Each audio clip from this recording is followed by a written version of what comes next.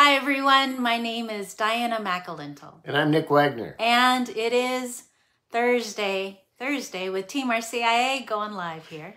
So the reason we wanted to chat with you today is we recently read an article in a national Catholic newspaper about the catechumenate, and there were several misconceptions, several myths that were written there, and they're kind of common. People repeat these things, and it shows up in a newspaper, and everybody thinks it's true because it's in the newspaper. Mm-hmm. And the article was written by a priest, and so priests themselves aren't immune to these myths.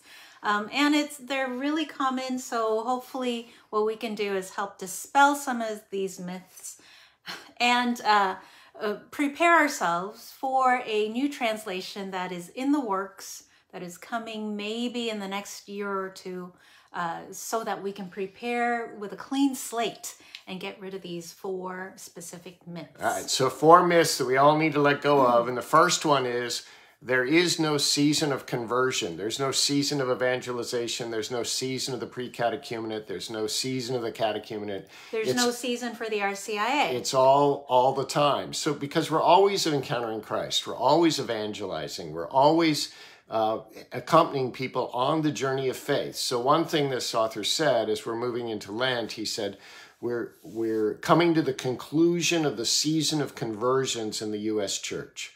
And that's just incorrect. Because we're coming to Lent, some of the catechumens will complete their catechumenate, but then they're going to move into a deeper level of conversion.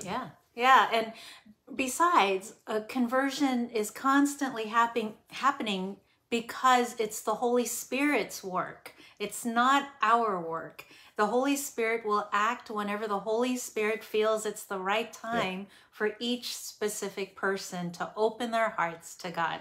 And we cannot schedule the Holy Spirit. Yeah. And so therefore, that's why the Rite of Christian Initiation of Adults doesn't give a start date. It doesn't give an end date. In fact, it says that there is no duration for this process, and that constantly and faithfully we are called to evangelize. And evangelization is the first period of the catechumenate process, which happens every day. So just think of, when do we start evangelizing and when do we take a break from evangelizing? And the answer is clear. We evangelize all the time, and we never take a break from doing that mission. And also even the period of Lent, which is the conclusion of the catechumenate for your elect, it's not necessarily the conclusion of the catechumenate for all of the catechumens. Mm-hmm. There may be catechumens who are not yet ready for initiation. So their catechumenate period continues through Lent and through the Easter season and through the following year until they've moved to a level of conversion where they're ready for initiation. Okay, so myth number 1 to let go of: there's no RCIA season, there's no conversion season. It's ongoing all the time. Yep. All right, the other myth is that the Rite of Christian Initiation of Adults, the myth is that people think of this as like a set of guidelines or a catechetical outline, a catechetical text, or a template. The author of this article said it's a template or a book of guidelines, and none of that is true. You want to talk about why that's not true?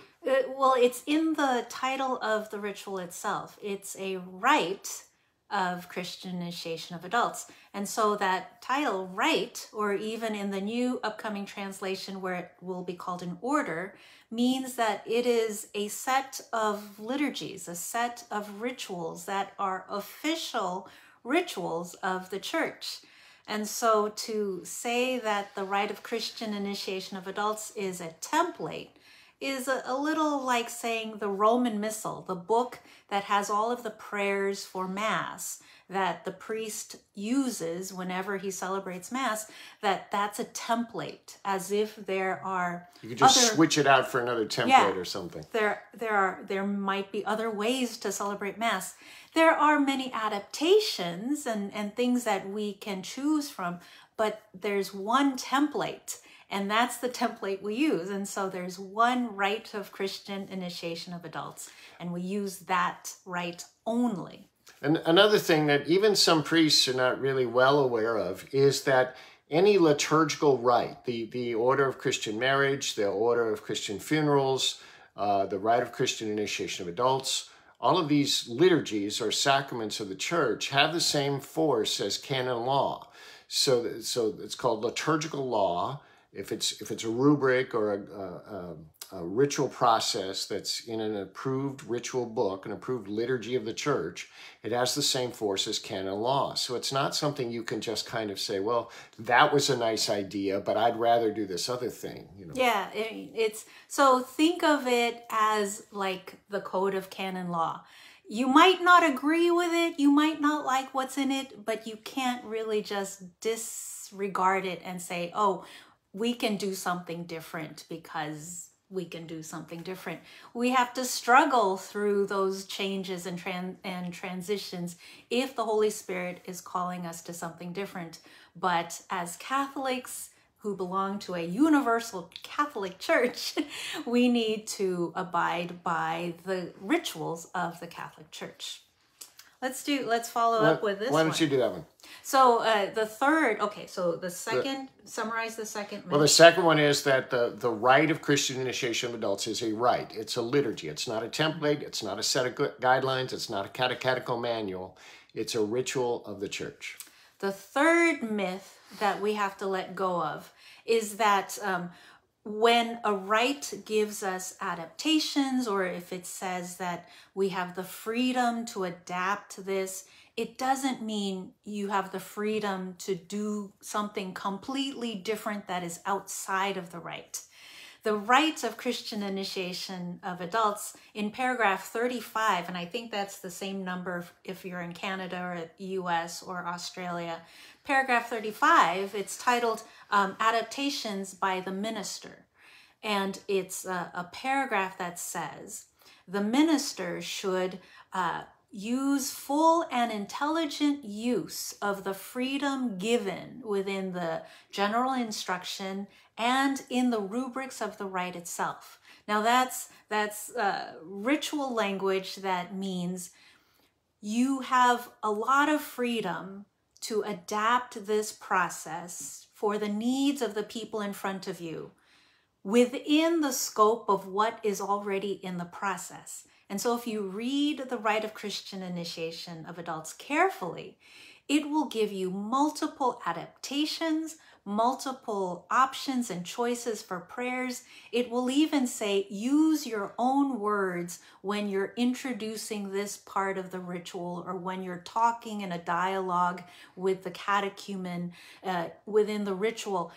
Those are huge freedoms and flexibilities that the rite gives us. But we can't simply say, we're going to make up our own rite or our own process and do that instead because the rite gives us that flexibility. It doesn't. It's flexibility within the structure of the ritual itself. And again, this is something that even some priests don't realize. We just got an email from someone today, I think, or yesterday, saying that her pastor doesn't want to do the scrutinies and wants her to do an adapted prayer service, liturgy of the word service in their catechetical gatherings instead of the scrutinies that are in the rite. So his adaptation is to basically not do the scrutinies or do a liturgy of the word instead of the scrutinies. And the rite doesn't allow for that. The rite doesn't even, like Diana said, in some places, the rite says use these or similar words. For the scrutinies, it doesn't even say that. The scrutinies are very solemn and very important, and the rite is more strict than in other places in the rite about how to celebrate them. And this priest just decided that, and it's not just priests, we do it too, but the priest is in charge in this parish, and he's just decided to quote unquote adapt the scrutinies by turning them into prayer services during the catechetical session. In a sense, he's withholding a beautiful grace that is the right of the elect. I mean, right meaning R-I-G-H-T. The elect have the right to the prayers and blessings of the church, especially those that are contained within the Rite of Christian Initiation of Adults, that are prepared specifically for them. And so the priest has to give them these blessings and rituals for their benefit. We can't just toss them out. All right, so to summarize this myth, the rite does allow for lots and lots of adaptation to make the rite important and a conversion experience for the people in front of you. Lots of possibilities for adaptation, but does not allow for adaptation that goes outside of the rubrics and the structure of the rituals within the RCIA. For the fourth myth, can we do this part? So the fourth myth that we need to let go of is that the rite of Christian initiation of adults is a process for joining the Catholic Church. And I get it. It can be very confusing when we talk about it in that way. Of course, people are joining the Catholic Church when they go through this process. But let's go back to the essence and fundamental goal of the initiation process. And it's in the title, Rite of Christian Initiation of Adults. People, yes, are joining the Catholic Church, but fundamentally they are being joined to Christ. They are being initiated to Christ. Therefore, it's a Christian initiation. The primary focus of the initiation process is for those people who have not yet heard the good news of the gospel of Christ. And by the effort of our evangelization, which happens every day of the year, the Holy Spirit opens their heart to Christ, and they begin to turn toward Christ for the very first time. That is Christian initiation. They are joining Christ. Do you want to say something about why it's also joining or becoming part of the Catholic Church itself? Well, because we believe, of course, that the fullest way to join with Christ is to become Catholic, to take on the disciplines and the promises and the rituals of the Roman Catholic Church. But it's not the only way. There are Eastern Catholic churches that we're in full communion with. There are a couple of ancient Western Catholic churches that are very, very tiny, but we're still in full communion with them. And in theory, someone could come through our catechumenate process and join one of these other churches that's not Roman Catholic, but they would be in full communion with the Roman Catholic Church. Now, that's all very theoretical because very, very few of us are ever going to experience that. But the larger point is what Diana said. We got to not lose focus. The initiate is not joining the church, first of all. They're joining Christ, first of all. And then the fullest expression of that encounter, we find that in the Catholic Church. So the fourth myth, to summarize and kind of put in a different way of saying it, we should stop saying the RCI is about joining the Catholic Church, about joining our parish, about joining the RCIA itself. Yeah. It's about becoming united with Christ. And within that process, there are adaptations for people who are already baptized in a Christian tradition, who are becoming in union with the Catholic Church. That's an adaptation of the fundamental process of converting our hearts to Christ. And then, that was the fourth one. There's one more that's not really a myth in the sense that it hasn't been around long enough to be a myth, but we're just now discovering this, and the author of this article made this same mistake. People are already beginning to use the term OCIA. There is no OCIA. There probably will be. We're anticipating that there will be, but it doesn't exist yet. Right now, it's in an approval process in Rome. And the official ritual, the official thing that we're all working with right now today is still the rite of Christian initiation of adults. So you can't get the new translation yet. You can't buy it anywhere. You can't even start using it yet because it's not approved for use. It's not published yet. The United States bishops haven't set an official start date for when churches are to use this new ritual. So don't panic. Don't even start calling it Order of Christian Initiation of Adults. Don't start calling it OCIA. Keep doing what you're doing and keep calling it whatever you're calling it right now using the current ritual text.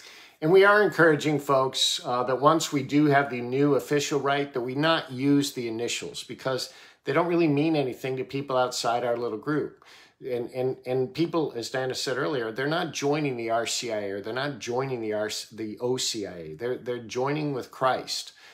And so we want to use language of our process that kind of describes that. So the initiation process, the faith journey, the conversion journey, something along those lines that more accurately describe what's going on instead of saying, well, they're joining the OCIA or they're joining the RCIA. It just sounds sort of school-like and kind of cold. Yeah. I mean, no one wants to join an acronym, but we want people to join Christ, to become one with Christ. And so let's call it what it really is and not reduce it to letters or code language, whatever that is. So what is that, 4 myths and 1 misconception, or 4.5 myths or something? 3 weddings and a funeral, something like that. But we want to invite you to a webinar that we're going to do in a couple of weeks, a week and a half, I think. March 24th. Yeah. Let me see if I can get the link up here. Go ahead and tell them what that's Well, the about. title of it is Prepare Your Elect for a Life-Changing Easter Vigil. And what we're going to talk about is the things that we need to do to get the elect ready for this once-in-a-lifetime celebration. It's not going to be the only time that these people celebrate the Easter Vigil, but it is the only time they will celebrate the Easter Vigil as elect, as the subjects of the rite.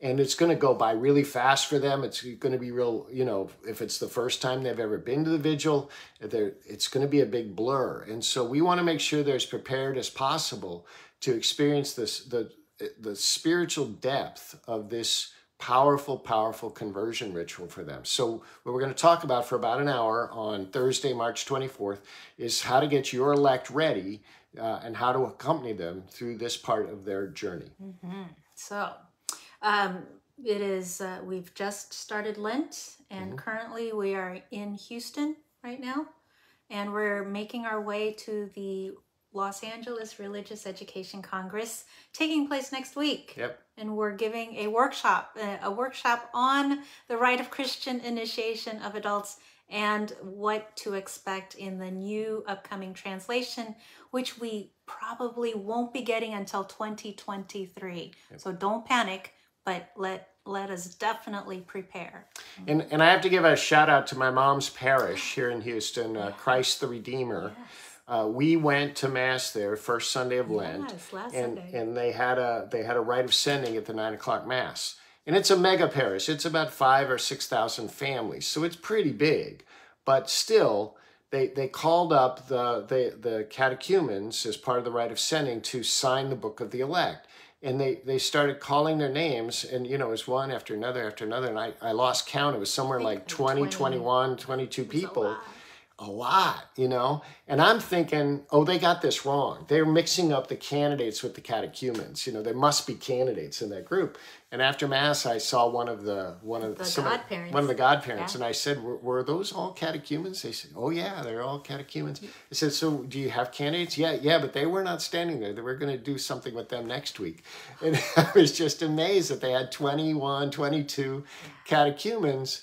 That, because we hear things about the church is dying or nobody's joining the church. Well, not here in Houston, or at least this part of Houston. They're really doing a good job there. But that's really a credit to the parish and the work of the parish that they do year-round, all year-round, every day of the year, every Sunday of the year.